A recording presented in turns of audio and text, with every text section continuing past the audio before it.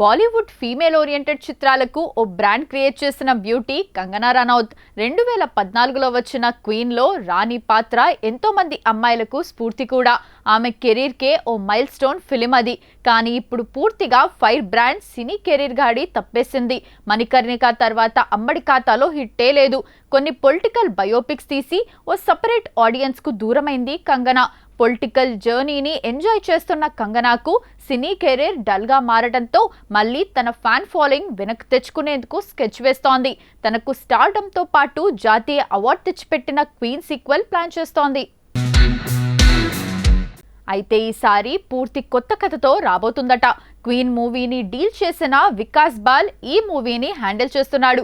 Queen 2కి complete new స్టోరీతో తెరకెక్కబోతుందట. క్వీన్లో రాణి marriage cancel కావటంతో honeymoon కోసం ఫారిన్ ట్రిప్ కు వెళ్తే క్వీన్ 2లో మన దేశంలోని ప్రధాన నగరాలను చుట్టేయబోతున్నట్లు తెలుస్తోంది. చూడబోతే ఇదొక జర్నీ బేస్డ్ ఫిల్మ్ లా తీయబోతున్నారట. ఏప్రిల్ ఎండింగ్ నుండి మూవీ పట్టాలెక్కబోతోంది. మరి ఈ డైనమిక్ లేడీ క్వీన్ సీక్వెల్ తో మిస్ అయిన తన ఆడియన్స్ ను మళ్ళీ చేరువయ్యేలా చేసుకుంటుందేమో చూడాలి. నిర్మాతలుగా రాణించడం కత్తి మీద సాములాంటిది. అలాంటి లైఫ్ అండ్ డెత్ డిపార్ట్మెంట్ లో ప్రొడ్యూసర్స్ గా చేంజ్ అయి సక్సెస్ కొడుతున్నారు స్టార్ డాటర్స్. మొన్నటి వరకు కాస్ట్యూమ్ డిజైనర్ గా కొనసాగిన చిరంజీవి పెద్దమ్మాయి Sushmita gold box entertainment production house ఏర్పాటు చేసి పరువు వెబ్ సిరీస్ తెరకెక్కించింది. ఓటీటీలో ఈ సిరీస్ విమర్శకుల ప్రశంసలు దక్కడంతో వెంటనే తండ్రితో మనశంకర వరప్రసాద్ గారు తీసి తన తండ్రి ఖాతాలో హైయెస్ట్ గ్రాసర్ చిత్రాన్ని నిలిపింది. ప్రొడ్యూసర్ గా సుష్మిత మంచి లాభాలనే చూసింది. తండ్రి సపోర్ట్ ఉన్న ఇండివిజువల్ గా తాను ఎదగాలనుకుంది.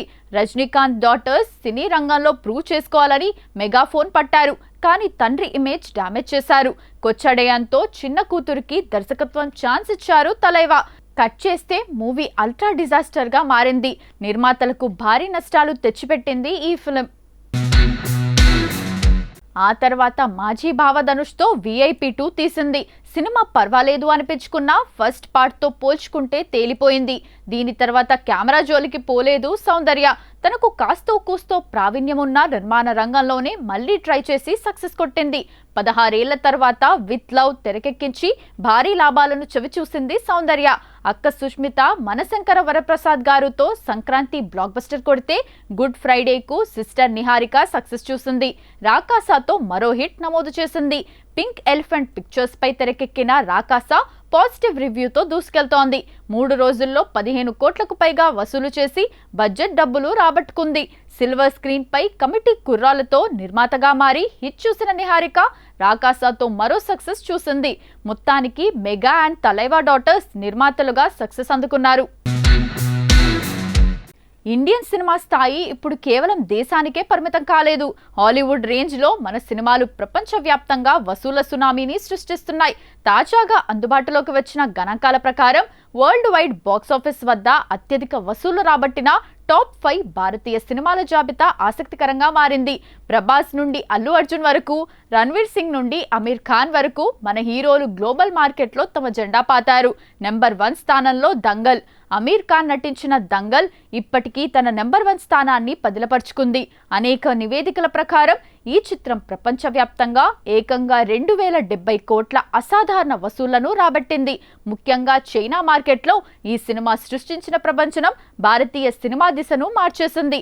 బాహుబలి 2, పుష్ప 2 జోరు. ప్రపంచ వేదికపై తెలుగు సినిమా ఖ్యాతిని చాటి చెప్పిన చిత్రాలు ఈ జాబితాలో ప్రముఖంగా ఉన్నాయి. దర్శక ధీరుడు రాజమౌళి రూపొందించిన బాహుబలి 2 ది కంక్లూజన్ 1788 కోట్లతో 2వ స్థానంలో నిలిచి ఇండియన్ సినిమా గర్వించేలా చేసింది.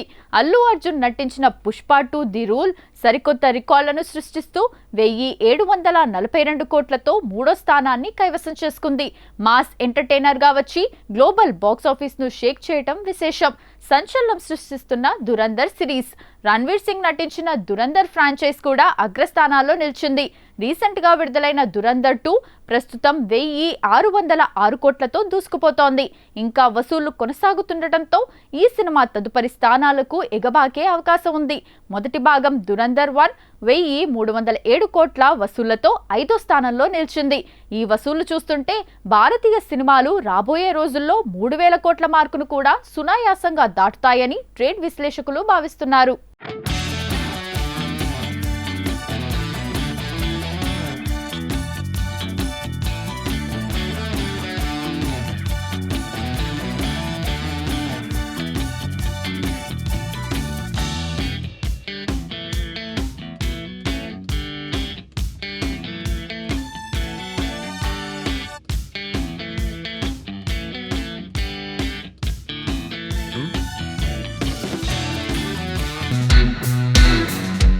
తెలుగు సినీ పరిశ్రమలో ఇప్పుడు ఒక కొత్త ట్రెండ్ మొదలైంది.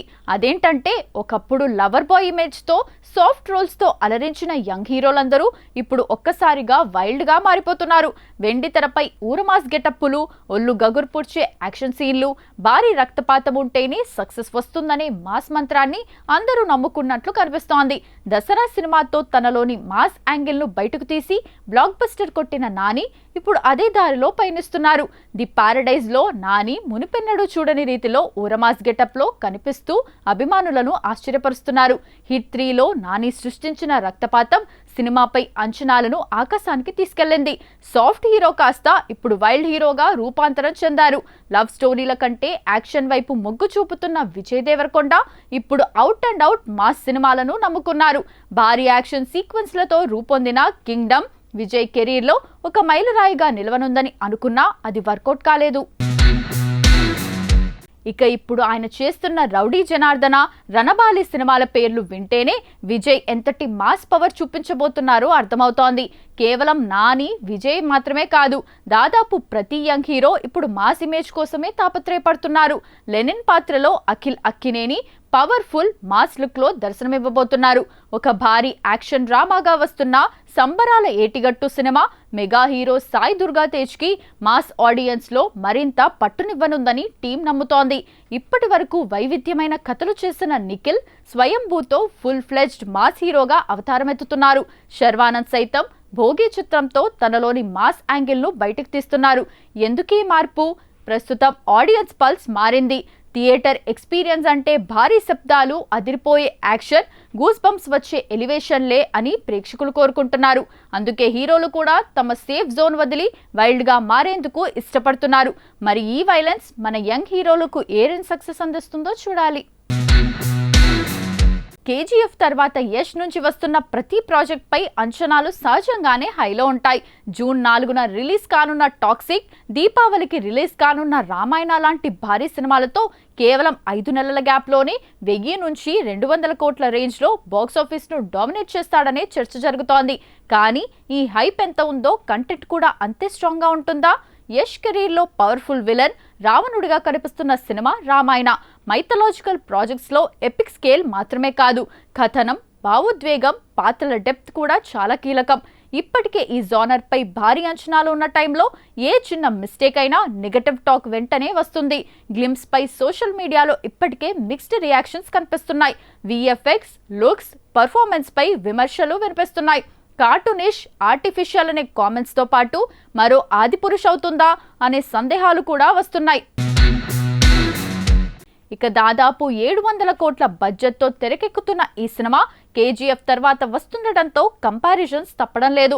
టీజర్లో స్టైలిష్ మేకింగ్ కనిపించినా స్టోరీ కొత్తగా లేకపోతే అదే టెంప్లెట్ అనిపించే రిస్క్ ఉంది. టీజర్ పై వచ్చిన విమర్శలు కూడా స్ట్రాంగ్ గానే ఉన్నాయి. బోల్డ్ సీన్స్, హింస ఎక్కువగా ఉందని, యానిమల్ స్టైల్ రిఫ్లెక్షన్ అని కామెంట్స్ వచ్చాయి. అయితే మేకర్స్ మాత్రం ఇది ఒక డార్క్, రియలిస్టిక్ వరల్డ్ అని చెబుతున్నారు. ఇక్కడ అసలు విషయం ఏంటంటే యష్ సేఫ్ గేమ్ ఆడటం లేదు. ఒకవైపు మైథాలజీ, మరోవైపు డార్క్ యాక్షన్ డ్రామా, రెండు ఎక్స్ట్రీమ్ జానర్స్ ట్రై చేస్తున్నాడు. అది ఒక దానిలో విలన్ గా, మరొక దానిలో హీరోగా. ఇలాంటి సమయంలో విమర్శలు రావటం సహజమే, కానీ రిస్క్ తీసుకోకుండా కొత్త హిస్టరీ క్రియేట్ చేయడం కూడా అసాధ్యం. మొత్తానికి విమర్శలు ఒకవైపు, ఎక్స్పెక్టేషన్స్ మరోవైపు. కానీ యష్ ఫేజ్ మాత్రం క్లియర్గా కనిపిస్తోంది. సేఫ్ కాదు, బిగ్గా ట్రై చేయాలి అనే మైండ్ సెట్తో ఉన్నాడు. ఇప్పుడు చూడాలి ఈ రిస్క్ బాక్సాఫీస్ దగ్గర రివార్డ్ అవుతుందా లేదా రివర్స్ అవుతుందా అని.